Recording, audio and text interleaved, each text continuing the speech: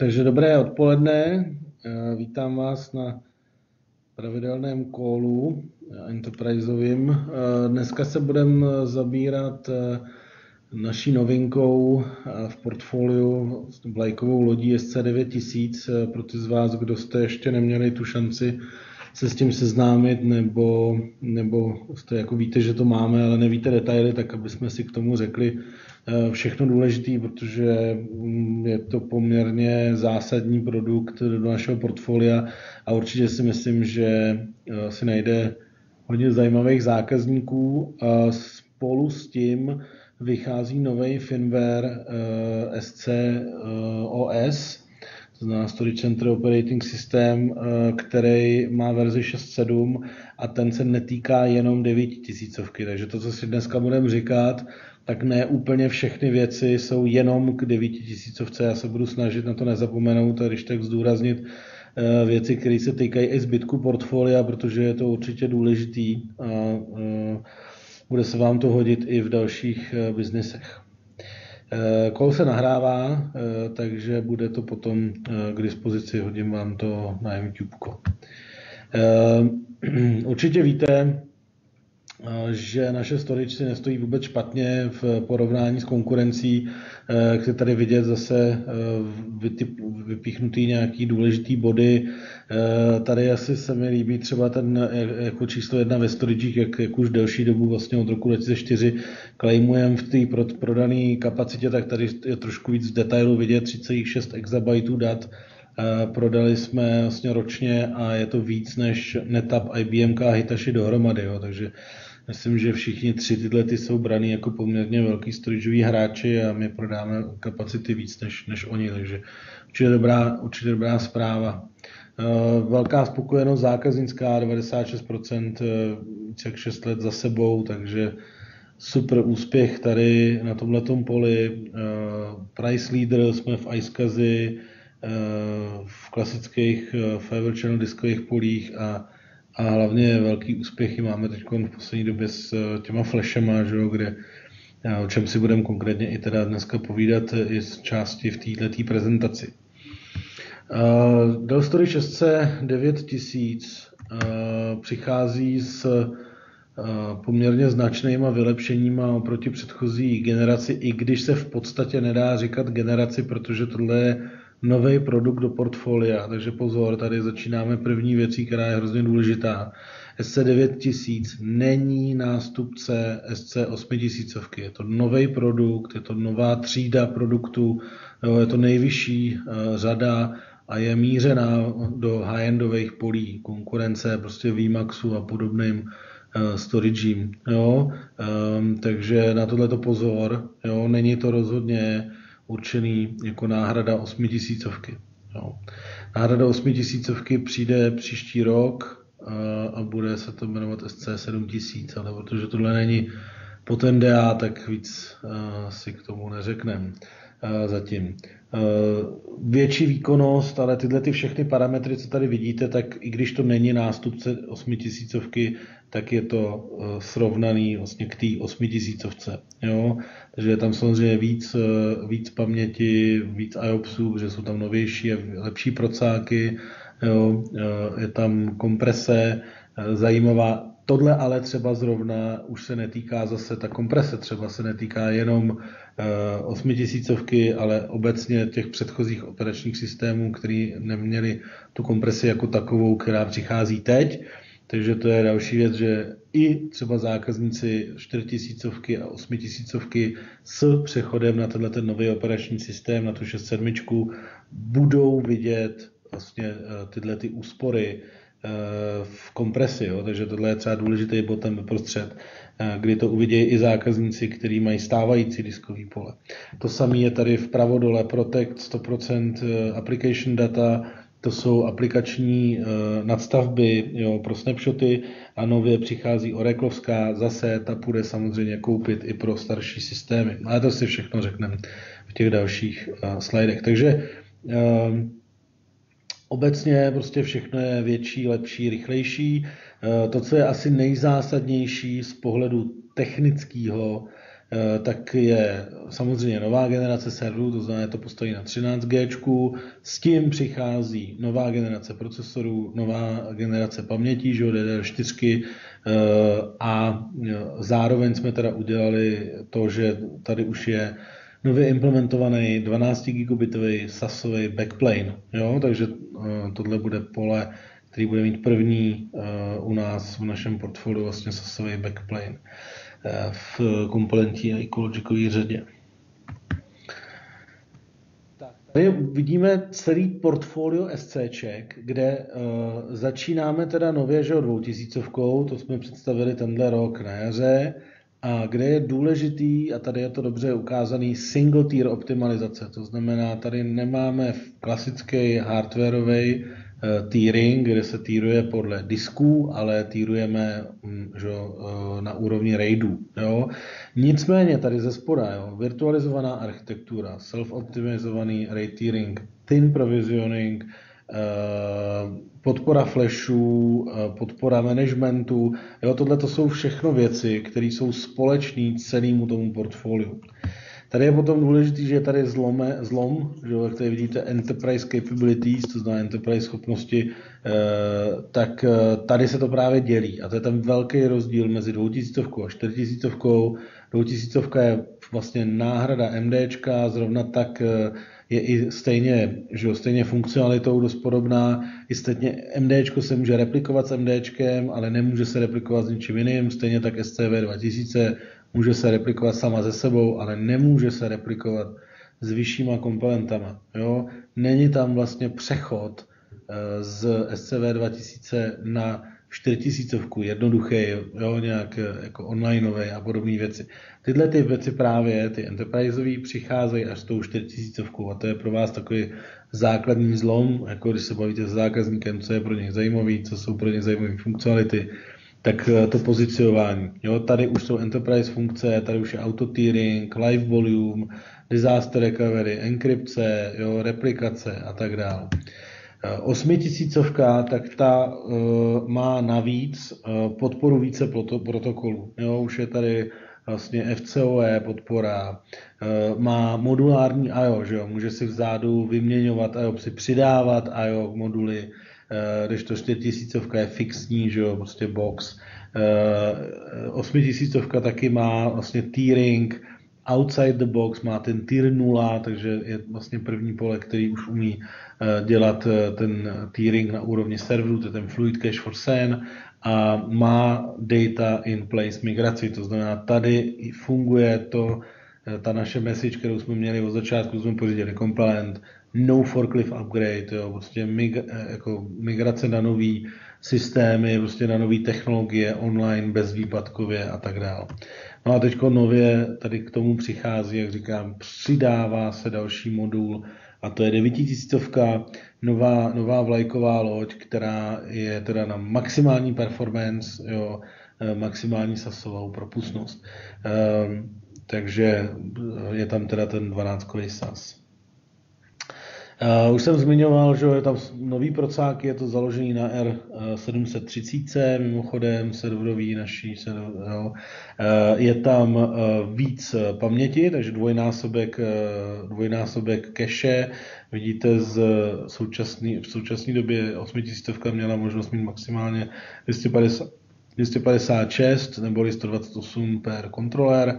Tady je dvojnásobek, takže zase důležitý pro zákazníky, kteří potřebují hodně cacheovat ready do výběrek a tak dál. 12 gigový SAS, to jsme si říkali. Jo.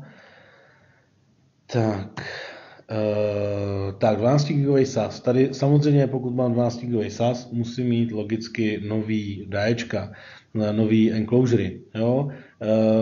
Tady pozor, vidíte, že nový enclosury, které jsou vlastně SAS 2.0, se označují 4, takže SC400 jsou 12kový a SC420 jsou 2,5 palcový. Jo?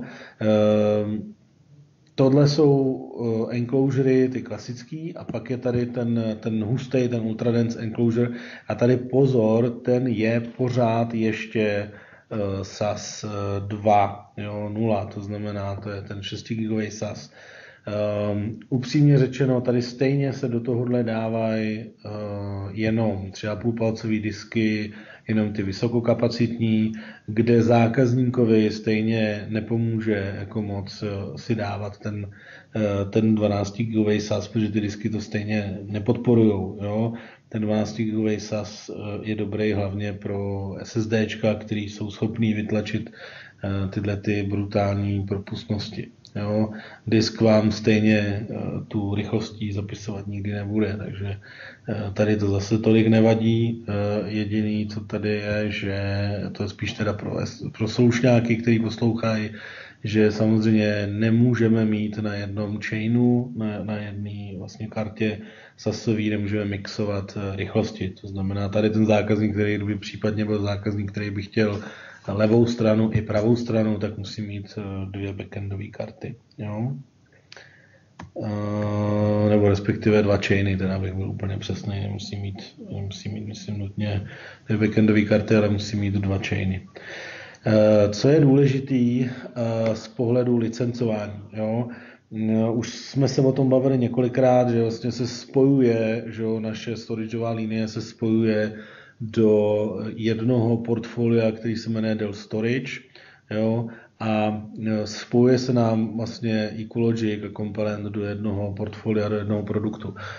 Určitě víte, že Ecologic má licenční model, že jo, takzvaný all inclusive, jo, ale když se nad tím zamyslíme, tak ono je to all inclusive, ale v podstatě per drive, že jo, protože když si vezmeme Ecologic, který je s poloviční kapacitou nebo s polovičníma diskama, tak stojí míň než ten, kde ty disky jsou plný. To znamená, ve finále ano, je to all inclusive pricing, ale vlastně per disk.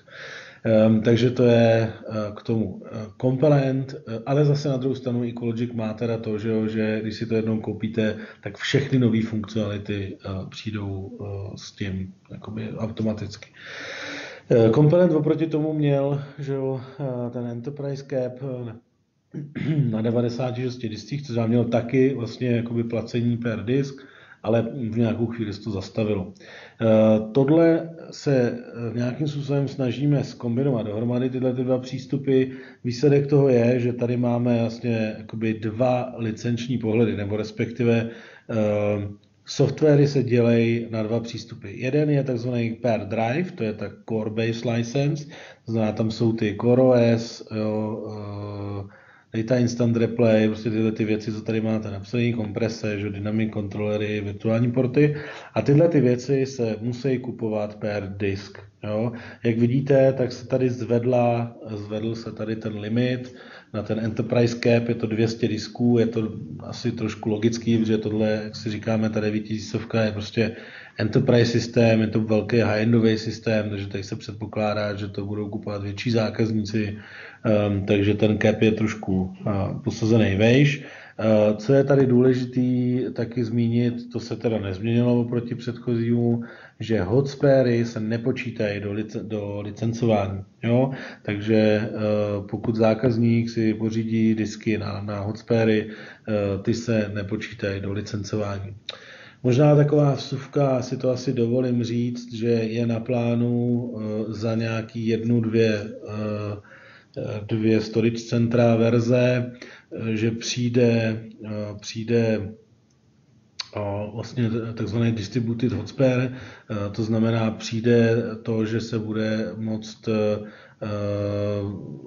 zrušit hotspary a vlastně ten hotspare se bude dělat distribuovaně přes všechny disky, což samozřejmě bude zajímavý pro zákazníky, speciálně co mají flashové disky, že tam bude moct využít výkonu všech disků, ale přitom a taky zároveň, že když vypadne ten disk, tak bude daleko rychlejší rebuild.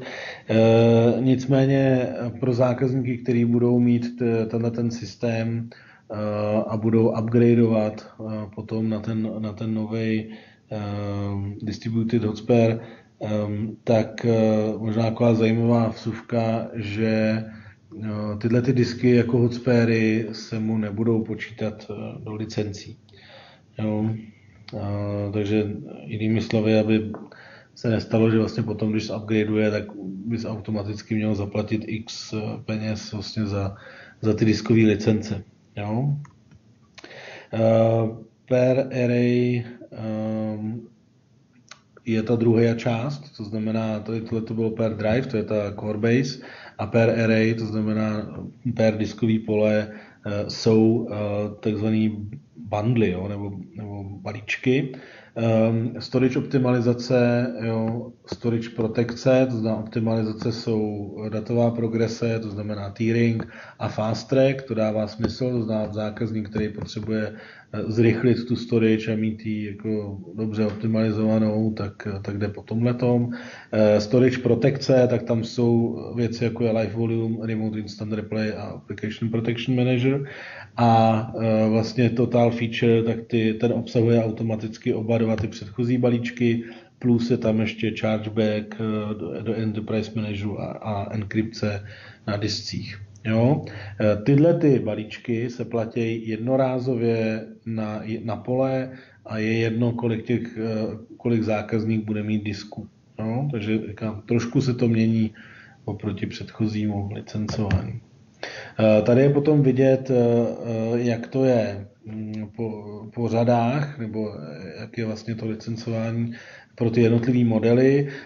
Takže vlastně ta 2000 je vidět, jak je nejvíc ořezaná samozřejmě. Jo, a pak to roste tak, jak ty pole samozřejmě sílej v tom portfoliu. U té 4000 vidíme, že tady už začaly ty bundly v podstatě taky, že tam je taky jakoby ten princip těch bundlů a vlastně v podstatě i u té 2000, takže všechny ty nový storage už mají ten princip těch bundlů vlastně převzatý. Tady je možná důležitý jenom ještě připomenout teda, že ta 9000, že opravdu je to per drive, to znamená každý single drive se licencuje. Možná si vzpomenete, že u té 8000 jsou 8-driveový inkrementy. Jo, a že 16 disků bylo v základním bundlu. Tady není v základním bundlu nic a dělá se to per drive, tady 9000. Takže to je důležité k tomu licencování. Copilot support zůstává jasný, tam je to základní věc, vlastně u té 9000 je to mandatory minimum, takže to je základ mít ten Copilot a je možný to rozšířit o tu službu Copilot Optimize, zase to není nic nového, to bylo i předtím, jenom důležitý zdůraznění, je to opravdu šikovný pro zákazníka, protože má dedikovanýho vlastně v podstatě něco jako tam, že jo, jako ekvivalent pro supportu, má dedikovaného člověka na sebe, který mu dělá analýzu nad logama, jo, dělá mu nějaký performance reporting, nějaký health checky, jo, plánuje s ním růst, takže určitě pro větší zákazníky si myslím, že tohle bychom měli dávat jako automaticky.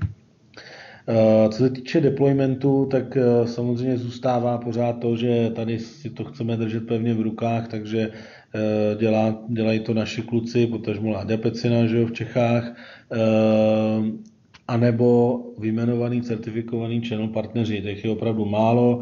V současné chvíli je to v Čechách Autocont, C-System, teď nově se vytrénovali ještě Dumor Storage partneři, jako je Gap a Servodata, a teď půjde na trénink Agora Plus. Jo, takže tohle to jsou jediný partneři v Čechách, kteří jsou schopní nebo dovoleno jim dělat instalace komponentů velkých. Nově zavádíme, o tom myslím, že vám mluvil Martin Piffl na nějaký z jeho session, že se zavádí u nás taky věci, jako je Basic Deployment, pak Pro Deploy a Pro Deploy Plus, kde tady vidíte ty rozdíly mezi tím, takže zase podle velikosti zákazníka, podle toho, co ten zákazník očekává, potřebuje atd. Tak bych doporučil probrat vlastně s tím zákazníkem, potažmo s Martinem a s Honzou Sikorou, co mu nasadit. Takže to nový SCčko 9000 vlastně umožňuje jednak obrovskou škálovatelnost díky systému, který se říká federovaný systém, to znamená, my vlastně díky funkci Live Volume jsme schopní spojit více komponentů dohromady, aby se tvářily v podstatě jako jeden celek a to má nějaké svoje výhody pro zákazníky, ty velký, o kterým si řekneme. Pak samozřejmě distribuované systémy, kdy zákazník může mít na pobočce třeba menší komponent a replikovat mezi tím. Pak jsou tady možnosti pro vysokou dostupnost, kdy právě se představuje nově ta funkce automatického failoveru, AK MetroCluster funkcionalita. No a pak je tady ta zajímavá úspora, komprese prostě a tak dál, o kterém si budeme taky říkat. Jo? Takže co je nového v té 6.7? To je právě ten nový operační systém, který přichází s 9000, nicméně není jenom pro 9000. Jo, tady na to chci zdůraznit. Každopádně ale pro ostatní zákazníky, jenom pozor na to, pro ostatní zákazníky ten GA, to znamená General Availability, by měl být někdy prosinec leden. Jo? A zase klasicky zavolají si na pilota a zeptají se, jestli jsou eligible, jestli si můžou upgradeovat na 6.7, on jim zjistí, v případě řekne, co k tomu potřebují a tak dále. Tady, jak vidíte, těch novinek je opravdu strašná spousta, jo? Takže my si je teď všechny projdeme, abyste věděli, co to znamená. A tady vidíte the following features now available on SC9000, ale SC8000 a SC4020. Jo? Čili tyhle to jsou systémy, které umějí benefitovat, nebo budou umět benefitovat z té 6.7. Takže Live Volume. Live Volume není něco nového. Live Volume jsme měli už roky. Jo? Je to něco, kdy mi to umožňuje ze dvou komponentů, dvou separátních komponentů udělat datovou migraci, která je transparentní vůči serverům a VMkám. To znamená, ty servery a VMka vlastně vůbec ani nevědí o tom, že se na pozadí něco děje, přesunou se data z jednoho storage na druhý. Jo? Disaster recovery, jo, tak to tam taky bylo, akorát, že bylo, že jo, nejdřív bylo asynchronní, pak přibylo synchronní, ale pořád bylo jakoby jenom na tlačítko. Jo? Teďko nově už je s automatickým failoverem. Jo? To znamená něco, po čem se volalo delší dobu, jo, protože v Evropě hlavně je potom jako poptávka, byť se to v disaster recovery scénářích naprosto nedoporučuje prostě mít něco automaticky, jo, protože pak zase na druhou stranu se může stát jako nějaká náhodná událost, která vám jako odstartuje prostě migraci datového centra do záložní lokality, což nemusíte úplně jako chtít. Jo. Další věc je, že tohle to vyžaduje takzvanou witness prostě lokalitu, to znamená, to vyžaduje třetí lokalitu, jo, je potřeba se na tohleto taky jako podívat. A další věc, vyžaduje to velmi vysokou propustnost mezi těma dvouma lokalitama. Jo, takže upřímně řečeno, já si myslím, že tohle je spíš takový jako tickbox do RFPčka, že teď, když už to máme, tak už to tam postupně vymizí, protože ty zákazníci ve finále to moc používat nebudou, protože prostě to má strašně moc jako požadavků na to, aby to fungovalo, jo, tak nebude to úplně pro každýho. No a federovaný systémy, no tak tady jsme zase v situaci, že tohle je tak pro 3 zákazníky v Čechách, že jo, to je prostě jako když někomu nestačí jeden velký komponent, tak si může jich koupit víc a přesunovat si ty data mezi nima, jo. Je to v podstatě něco podobného, jako kdybyste vzali systém Ecologicu, to znamená, že můžete mít víc těch boxů, jo? Akorát, že v Ecologicu, že jo, tam je to tak, že ty data můžou být jako přes více těch boxů zároveň.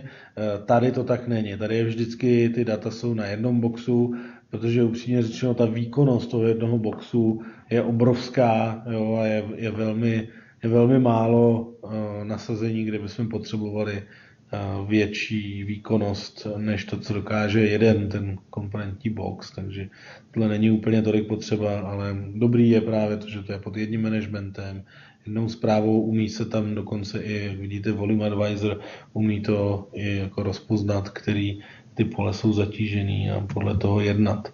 Jo?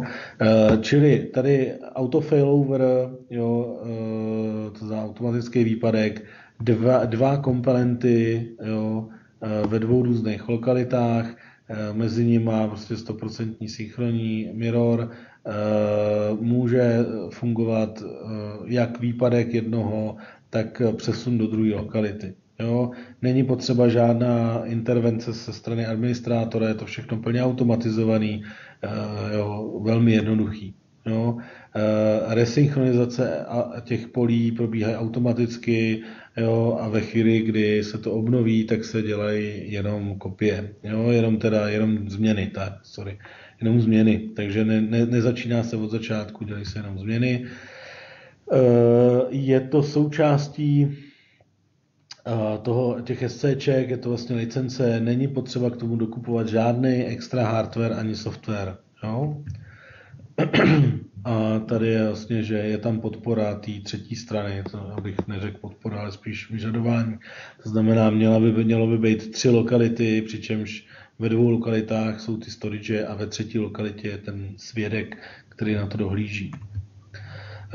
Podpora VMware Stretch Clusteru, jo, kdy VMK automaticky jsou schopný se obnovit v druhé lokalitě a přitom nestratit mapování na ty servery. Tady tohle už je právě ta zmíněná federace, kde jsme schopni dát dohromady více těch komponentů a pak tam funguje ta funkce Volume Advisor, kdy vlastně já, když vytvářím nový volume, tak mi to doporučí, který pole by bylo pro ten svazek nejlepší z pohledu právě zatížení, kapacity a těch věcí. Další věc je komprese, která se vylepšuje, protože už myslím, že v 6.5 jsme uvedli, že kompresy od vlastně původně Ocariny, že jo, takže teď v 6.7 se vylepšuje ta komprese, že původně, když jsme ji uvedli, tak to fungovalo pouze tady v tomhletom vlevo dole, jo, příkladu, to znamená, pouze vlastně tohleto fungovalo, to znamená, že jenom na týru 3 a jenom na snapshoty. Jo. Teďkon nově vlastně to funguje tak, že ta komprese se aplikuje vždycky na ten poslední tier. Jo. Když to tak vidíte, tak vlastně když mám single tier, tak se to aplikuje na ty readový, po tom snapshotu na ty readový data, které jsou v RAIDu 5. Když mám 2 týry, jo, write intensive, read intensive, tak se to děje na těch read intensive discích, jo, a tak dále. Takže ta komprese se výrazně zlepšuje. Tady napravo je vidět, jaký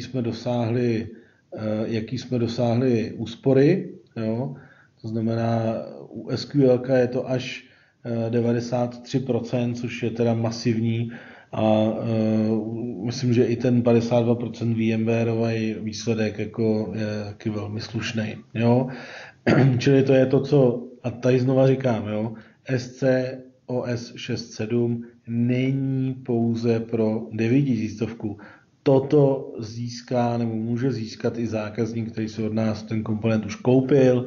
Jo, takže vy můžete krásně mít důvod zavolat zákazníkovi a říct, ale vážený zákazníků, co takhle, kdybych vám dneska trošku přidal kapacity na storage. Jo, můžete si zvětšit vaši storage bez toho, aniž byste do toho investoval nějaký velký peníze. Jo, myslím si, že to každého zákazníka určitě potěší. Takže to je komprese. Aplikační podpora. Měli jsme dlouhodobě jsme měli Microsoft a VMware, teď nově přidáváme i Oracle, kde vlastně Oracle umožňuje opravdu jednoduchou obnovu databází z jeho prostředí. Jo? Application Protection Manager se to jmenuje. Securita. To znamená enkrypce na discích, kde přidáváme zároveň SSD a HDD, to znamená jak pevné disky, tak SSDčka. Je to volba v tom licenčním modelu, to byl ten Total Feature balíček, tak ten to obsahuje. Tohle je vyloženě spíš jako pro naše Ecologic zákazníky, kteří jsou s Ecologicem spokojení, ale přeci jenom koukají po komponentu jako po budoucí náhradě a chtěli by přejít na tu řadu SC. Tak můžeme si dát příklad taky zákazníka, který třeba doteď, velký zákazník, který doteď měl Ecologiky v centrále a teď zvažuje, že by třeba ty Ecologiky posunul někam jinam, jo, nebo že by začal dělat něco jiného a pořídí si, nebo si plánuje pořídit nový komponent, takže tady je možnost nově udělat takzvaný ten import, to znamená udělat migraci a pozor, tady je důležitý, je možná dokonce i živá migrace, to znamená bez výpadku jeho serverů je možný udělat přesun vlastně na ten komponent. Jo? Tady je teda důležitý poznamenat, že je to potom potřeba kontaktovat na to kopilota, jo, protože offlineová to si může udělat zákazník sám a onlineová je potřeba to dělat s kopilotem. Ale ta možnost tu je. Tohle je taky docela zajímavý, protože Microsoft čím dál víc je vidět se svým Azurem, který je poměrně levnej, je to docela zajímavá alternativa cloudová, takže je tady možnost dělat disaster recovery do Azure přímo z naší storage. Takže zase speciálně pro zákazníky, když jsou Microsoft friendly, který právě třeba zvažují Azure, nebo už ho třeba dokonce i mají, tak tohle bude asi velmi zajímavá funkce.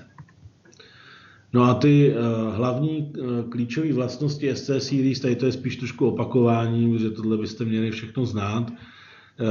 Takže když půjdeme od spoda, jo, studená storage, tady máme výhody v té kompresi, v tom tieringu. Jo. Vysoká výkonnost, high performance tier, tady máme výbornou, že, ten tiering těch flash disků, a na straně toho serveru máme Fluid Cache for SAN, jo, naprosto unikátní technologii, kterou nikdo jiný v této podobě nemá. Takže když se podíváme na tu datovou progresi, ten auto-tiering, tak tady právě jsme schopni dělat tiering, z SSDček na 15 GB disky a potom na SASy, ale samozřejmě je možné to smixovat i s těma SSDčkama.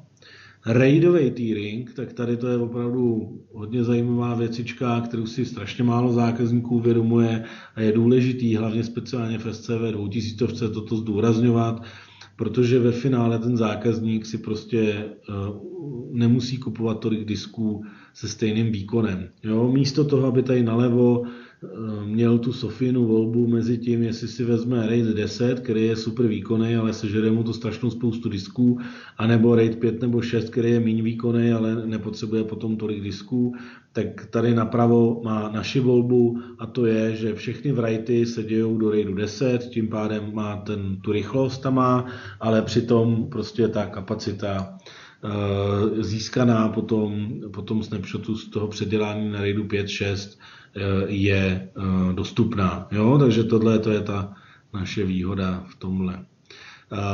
Flashově optimalizovaný, tak tam je to vlastně podobný princip, akorát, že místo RAIDů jsou tam ty SSDčka, to znamená zase klasicky ten zákazník u ostatních vendorů by měl to dilema, jestli zvolit teda writeově intenzivní SSDčka, které mají všechno rychlý, ale jsou strašně drahý, anebo readově intenzivní SSDčka, které jsou levnější, ale mají pomalejší zápisy a méně vydržej. Jo? Takže zase tady pomocí té technologie toho rozpoznávání zápisů a vlastně po snapshotu předělávání někam, tak my tady toho využíváme k tomu, aby jsme inteligentně vlastně využili tu výkonnost write intenzivních disků pro ty writey a naopak read intenzivních potom pro ty předělané ready. Tady je potom vidět, zákazník tím pádem má obrovskou volbu v tom, že může začít prostě s třeba s těma read intenzivníma diskama, což upřímně řečeno i tady v Čechách dost často jsou ty casey, kdy se mu prodá prostě nějaká ta konfigurace a on potom prostě podle toho, jak to bude používat, tak si může si zvolit. Buď to přidat další read intenzivní write disky a prostě jít tímhle směrem, nebo přidat pevný disky čistě pro kapacitu, pokud potřebuje už jenom kapacitu a výkon mu dostačuje. Pokud potřebuje ještě větší zápisy, tak může tady si dokoupit ty writeově intenzivní disky, jo, a tak dále. Čili je to opravdu otevřený systém, který je velmi zajímavý pro zákazníky. Tady tohle se mi moc líbí, tato sekce, protože dost často se setkávám s tím, že někdo řekne, hele, a máte deduplikaci, máte tu funkci, ale ve finále, když se zeptáte toho zákazníka, tak proč on se vlastně ptá, že? Protože ve finále přece ten zákazník chce, aby mu nezabrali ty jeho data tolik místa na tom diskovém poli. A tady na to si troufnu říct, že máme nejvíc technologií z jakýhokoliv storageového vendora na trhu, jo, pro snížení objemu dat na diskovém poli. Uvědomme si, že máme naprosto dokonalý theme provisioning, kde 100% našich zákazníků používá theme provisioning. Jo. Thin rate, tady to je spíš jakoby takový pod kapotou, jo, že prostě nepotřebuje prealokovat nějaký místo pro to, aby si tam ten rate měli.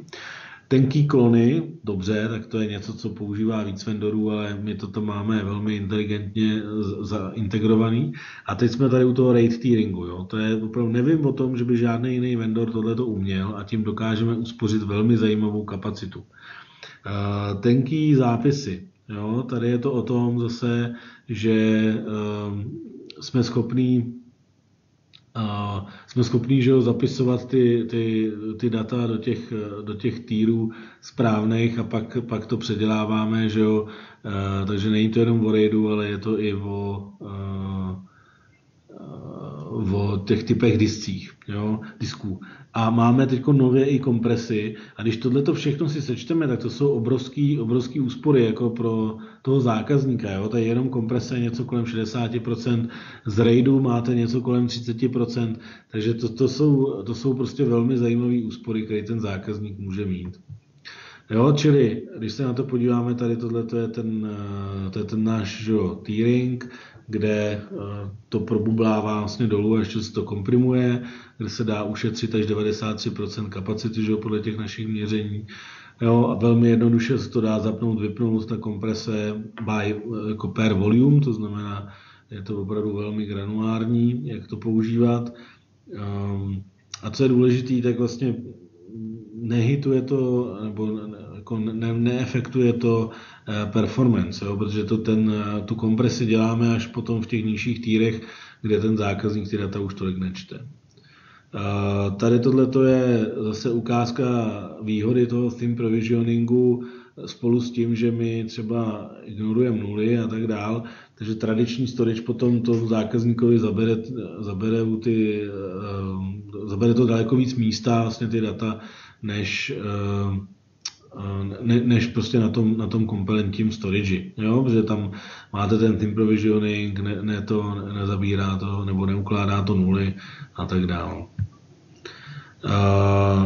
Mainstreamový read intensive SSDčka. Tady to je něco, o čem jsme si už povídali před nějakou dobou, tak to je zase spíš takový opakování, jo? Kde my jsme představili vlastně v srpnu jsme představili nový 3Dčkový SSD disky, kde tady vidíte, že vlastně přibyla další kolonka do solid state disků, kde máme write intenzivní, to jsou ty, které jsou nejdražší a nejvýkonnější na zápis, prémiový read intensive, které jsou dražší, ale méně než ten write, že jo? A pak jsou ty mainstream read intensive, to jsou ty 3Dčkový, které jsou tak o půlku levnější než ty premium read intensive, ale podíváme se právě na to, jak jsou na tom s výkonností. Jo, a tady je to krásně vidět, kde vidíme, že vlastně co se týče čtení, jo, tak dobře, tak ty read intensive o malinko méně výkonný na čtení než ty write intensive, ale nicméně tyhle dva mezi sebou mají naprosto stejný výkon. Jo? To znamená, jak ty prémiový, tak ty read intensive mají stejný výkon při čtení sekvenčním. Při randomizním čtení vidíte, že tady malilinkatý rozdíl, ale to je úplně neznatelný. Jo, zase ty Wrightový jsou teda prémiový, ty jsou úplně nejlepší, ale jsou nejdražší. No a ten rozdíl, kde hlavně se děje, tak je na těch Wrightech, jo, kde tady vidíte, že opravdu ty Read Intensive Mainstream jsou nejhorší ze všech těch tří variant, jo, těch SSDček, proto na ty zápisy nejsou úplně vhodný. Jo. Nicméně, když se ale podíváme na srovnání oproti klasickým pevným diskům, tak se podívejte, že co se týče čtení, tak tam je to úplně mimo prostě mísu, to je úplně jako, to je 99%, tady zhruba jenom odhadnu okem, jo, a co se týče writů, ano, jsou horší teda než ty všechny tři SSDčka, nebo než ty zbylý SSDčka, ale vidíte, že pořád jsou na tom velmi dobře oproti vlastně pevnému disku, jo. Čili tady se dostáváme k tomu, že tyhle ty disky jsou první, který dokážou už v hodně scénářích nahradit 15 000 otáčkový disky. Jo? Jsou to killery 15 000 otáčkových disků. Jo? Tady tohle se bavíme o writech, že jo? A tady se bavíme o těch readech, kde zase je vidět, že tady jsou na tom téměř stejně jako ty prémiovější read intensive disky, takže zase je nesmysl na ty ready vlastně pořizovat tyhle ty oranžový. Taky vidíte, že tady v tom týru 2 read only tier je to všechno zelený, protože počítáme s tím, že by si zákazník měl kupovat hlavně tyhle. No a tady je potom srovnání pro zákazníka performance versus kapacita a tady je dolar za gigabyte. Jo. Takže ten zákazník vlastně s námi si může pořídit ty mainstream read intensive SSDčka, nemají takovou výkonnost, ale jsou na tom velmi dobře díky právě tomu, že to můžeme zkombinovat s těma harddiskama. Ostatní konkurenti tu funkci většinou nemají nebo prostě vykompenzují to tím, že tam je prostě hodně těch SSDček. A pak je tady právě u konkurence ten problém, že pak dosáhnou určitýho bodu, kde ta výkonnost je tak velká, že prostě ty TLC disky přestanou stačit a není možný je použít, prostě by se uvařily. Takže musí ta konkurence nasadit ty lepší disky, ty Write Intensive SSDčka. A tady právě přichází ten největší benefit u nás a to je to, že my dokážeme udělat tu kombinaci a tu kapacitu, která většinou je potřeba, tak dáme z těch mainstreamových disků, jo, že ta kapacita většinou je hlavně kvůli čtení a ty zápisy odchytneme v podstatě takovým cacheovým týrem. Jo. No a samozřejmě potom multitier nasazení prostě je potom nejvýhodnější, potom čím víc těch disků tam dáváme, tak tím se to nejvíc tomu zákazníkovi vyplatí. No a potom teda, že tady tohle je jenom jako zase shrnutí v podstatě, že tradiční disky, jo, single nebo multitier, prostě ty writey nic moc, ready taky nic moc, jo, tady je potom srovnání ty mainstreamový a prémiový read intensive disky, jo, a potom je tady ten multitier, kde máme vlastně write intenzivní disky na týru 1 a read intenzivní disky na týru 2.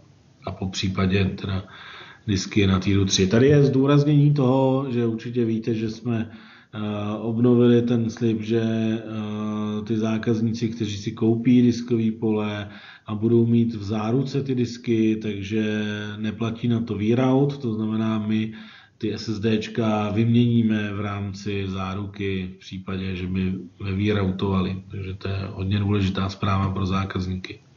Co se týče managementu, tak tady zůstává prostě Enterprise Manager jako jeden management nástroj, který je součástí core licence a je možný s tím manažovat jak vlastně velký komponenty, tak vlastně všechny komponenty, jo, jak velký, tak malý. Tady tohle je funkce, která přišla v 6.5 už, to je vlastně virtualizace sítě, kdy je možný nějakým způsobem udělat kvosy na VLANy, jo, to znamená rozdělit nějak přístupy k komponentu a dát na to nějakým způsobem kvosy, takže tady je to hodně pro cloud a pro nějaký například firmy, které mají pobočky a chtějí to nějak odlišovat a tak dále. Tady to už jsou jenom technické detaily, prostě já si myslím, že asi jak vypadá 730, asi všichni víme. Tady možná bych jenom zdůraznil, že nově tato cache karta, jak vidíte, tak má tady dva konektory. A ty konektory to jsou Fiber Channel konektory a slouží k tomu, že je možný tím, nebo v podstatě je to k tomu určený, aby se propojily přímo ty dva kontrolery mezi sebou křížem těma konektorama. Jo? Tohle je docela důležitá věc, protože dříve, nebo ty předchozí modely to měly tak, že ten interconnect mezi těma kontrolerama byl dělaný SASem, jo? To znamená na tom backendu. Dobře, můžete namítat, že prostě SAS 6kovej versus 8kovej fiber, jak je to s rychlostí, teď třeba tady ta nová bude mít 12kovej fiber, nebylo by teda lepší replikovat přesto.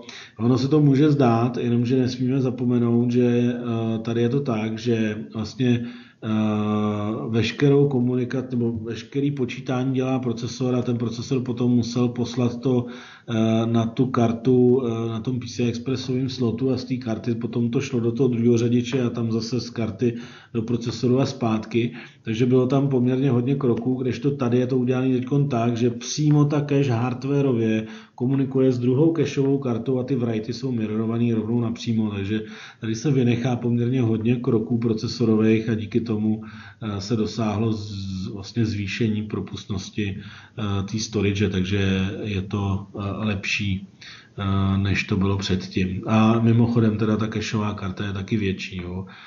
Vlastně dřívější modely, nebo ta 8000, tak tam měla 512 kg, kdežto tady je vlastně 4 GB velikost té karty, takže poměrně zajímavý nárůst. Teda, 512 mega, měla 512 mega, ne kilo. Tak, čili tady jsou potom už jenom ty enclosury, které jsou ty 12kový, zase tohle je 24-portový 2,5 palec a tohle je teda ta 12ková verze. Znova zdůraznuju, pozor na to, je potřeba vlastně nová ta karta, že dozadu logicky musí je SAS 3.0. Ta SAS 3.0 karta se umí negociovat, takže umí se k té SAS 3.0 kartě připojit SAS 2.0 enclosury, jenom je důležitý si uvědomit, že musí být na separátním chainu. Jo, je to všechno to běží na Intel procesorech, super duper. Takže to bylo všechno k té